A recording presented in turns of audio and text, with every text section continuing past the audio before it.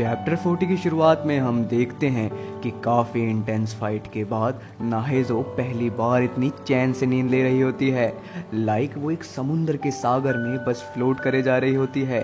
और गाइस, अगर तुमने कभी स्विमिंग की होगी तो तुम्हें पता होगा कि कितना रिलैक्स महसूस होता है जब तुम वाटर में फ्लोट कर रहे होते हो, समझ जाओ। खैर फाइनली नाहेजो की आंखें खुलती है और उसे उस समय रियलाइज होता है कि वो बहुत अच्छे से सोई थी पहली बार, लाइक अ बेबी। पर अब उसे इस कंफर्ट को छोड़ना होगा क्योंकि वो अपने पार्ट टाइम के लिए लेट नहीं हो सकती। और जैसे ही वो उठने की कोशिश करती है, ब्योम उसे छोड़ ही नहीं रहा होता क्योंकि वो उस समय नींद में होता है। और नाहेजो जब ब्योम को ऐसा देखती है तो वो वापस से लेट जाती है और सोचती है कि थोड़ी देर और आराम करने में कोई हर्ज नहीं। कितना क्यूट है ना भाई। पर तुम सिंगल हो जितने भी सुन रहे हो, क्योंकि मैं भी सिंगल हूँ। मुझे बुरा लग रहा है इन दोनों को अब ऐसे देख कर। I wanted them to be together but पता नहीं क्यों मुझे इतनी जेलसी होती है। और गाइस, जब नाहेजो लेटी होती है तो वो सारी चीज़ों को सोचती है जो भी अभी फाइट हुई ना उसके बारे में, कि उसने ये सब किया बट ये सब बहुत जल्दी हुआ। वो ये भी सोचती है कि क्या पता ब्योम के लिए सब छोटी बातें हों, कि ये सब उसके लिए कैजुअल है, और क्या मैंने सही किया कि नहीं, like go with the flow किया उसने, मतलब हमारी नाहेजो ने। पर गाइस, डोंट बी जर्क, ये कैजुअल नहीं होता भाई, ना लड़के के लिए ना लड़की के लिए। तो ये मत सोचना कि भाई मैं ये वाला आइसक्रीम भी खा लूँगा, मैं वो वाला आइसक्रीम भी खा लूँगा। अपना एक स्टैंडर्ड सेट करो। और तुम्हें बता दूँ, लाइक इसी में देखो ना तुम कि ब्योम भी तो है। अभी तक नाहेजो को पता नहीं है, पर ब्योम की ने अभी अपनी वर्जिनिटी लूज़ की है नाहेजो से, और वही उसका पहला प्यार है, उसका पहला रिलेशनशिप है, और उसकी पहले किसी ने भी इसी लड़की ने ली। समझ रहे हो? एक स्टैंडर्ड सेट करो भाई, फालतू चीज़ों पे ध्यान मत दिया करो। खैर हम देखते हैं कि नाहेजो मन में एक बात ठान लेती है कि वो इस रिलेशनशिप को सीरियस नहीं लेगी। जो भी ये चीज़ हुआ वो सीरियस लेगी ही नहीं, क्योंकि उसका दिल ऑलरेडी टूट चुका है तो वो और नहीं तोड़वाना चाहती, इसलिए वो इस चीज़ को सीरियस लेगी ही नहीं। और फिर ऐसे ही कुछ टाइम बीत जाता है। नाहेजो वेट करती है कि अब ब्योम अपना हाथ हटाएगा, अब हटाएगा, पर वो तो उसे छोड़ ही नहीं रहा होता। नाहेजो बहुत ट्राई करती है पर ब्योम उसके लिए बहुत स्ट्रांग होता है। एंड फाइनली अचानक से ब्योम के मुंह से एक आवाज़ आती है, तुम्हें कहाँ जाने की जल्दी हो रही है? और ये सुनते ही नाहेजो तुरंत कहती है कि तुम जगे हुए हो, छोड़ो मुझे, मुझे पार्ट टाइम के लिए तैयार होना है। पर ब्योम सीधा एक सीरियस फेस के साथ कहता है कि तुम कहीं नहीं जाओगी, मुझे अभी भी दर्द हो रहा है। और ये सुनते ही नाहेजो उसे खींच खींच कर थप्पड़ मारने लगती है और कहती है कि अच्छा तुम्हें चोट लगी है, बताओ तुम्हें लगता है कि जिसे चोट लगी होगी वो ये सब कर पाएगा, वही फाइट वगैरह।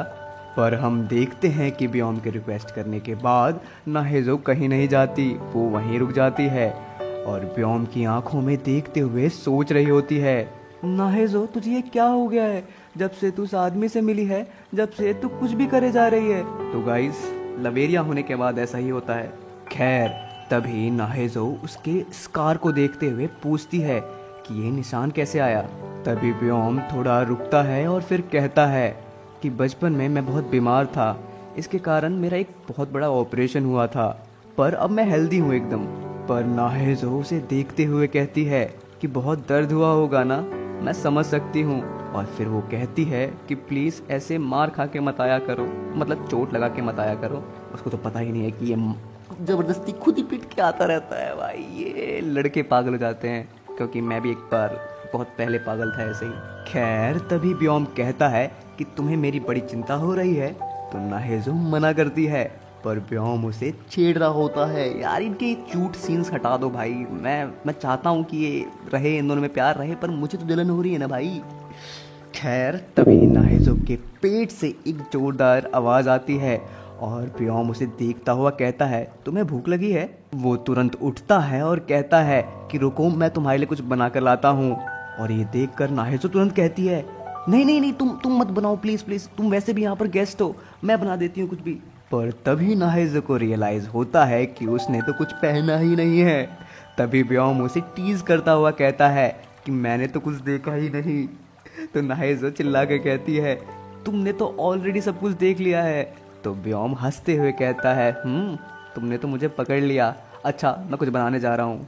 और नाहेजो तुरंत कपड़े पहनती है ताकि वो जाके उसे रोक सके, और मन में सोच रही होती है कि ब्योम को पक्का कुछ नहीं आता होगा, क्योंकि बहुत सालों पहले मिनचॉन ने भी ऐसा ही कुछ किया था और सारा किचन खराब कर दिया था।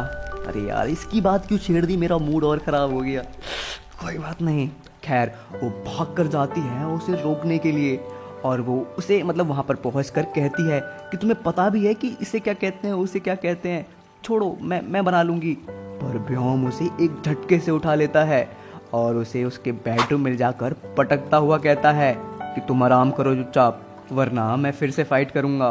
यार, ये दोनों तो फिर से क्या बोलूँ भाई, क्यों जला रहे हैं भाई, ये मेरी कान जला रहे हैं। खैर, इस समय नाहेजो बस उसे चुपचाप देखती रहती है। फिर कुछ टाइम बीतता है, वो उसे छिपकर देख रही होती है और उसके बैग को देखकर वो सोच रही होती है कि ये कितना सेक्सी लग रहा है। और जैसे ही ब्योम पलट कर उसे देखता है, नाहेजो एकदम से छिप जाती है और मन में सोचने लगती है, नाहेजो तुझे ये क्या हो गया, तू ये क्या सोच रही है, तू पागल हो गई है क्या। और ऐसे ही ये वाला चैप्टर खत्म हो जाता है गाइस। खैर, मैं तुम्हें बता दूं कि मैं इतना लेट क्यों हो गया, क्योंकि मैं कैसे इलेबोरेट करूंगा ये सारी चीज़ें भाई, मुझे खुद समझ नहीं आ रहा था। मैंने जैसे तैसे कर दिया है, तो मुझे लाइक रिव्यू दे दो कि मतलब कैसा था मेरा ये वीडियो, और लाइक तो ज़रूर कर ही देना। और बाय, कोई कमेंट नहीं है आज। और हाँ, जाने से पहले love you guys to all.